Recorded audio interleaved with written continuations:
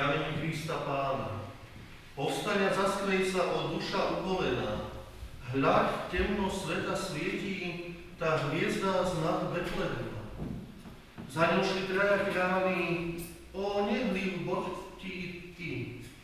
Poď, duša ubolená, a padni na kolena, by prijal dar tvoj teba, ten v jasliach povitý.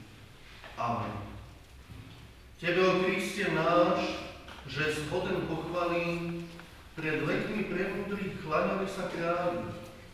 A my sa klaniame i my ťa vzývame a z lásky do daru srdcia ti dávame. Amen. Pánu Bohu nášmu, v duchu a v pravde pomodlíme sa. Páne Bože, Otče náš nebeský, ďakujeme ti úprimne za tvoju milosť, že spravodlivý človek z viery bude živý a že viera je víťazstvo, ktoré premáha svet.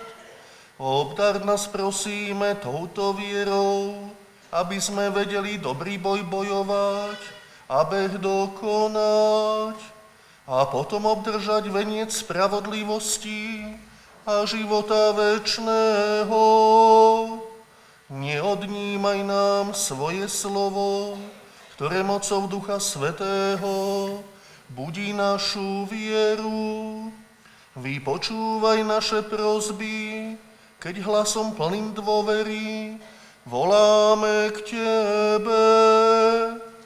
Uči nám to pre zásluhy svojho Syna, Ježíša Krista, nášho drahého Pána a Spasiteľa, požehnaného na veky vekov.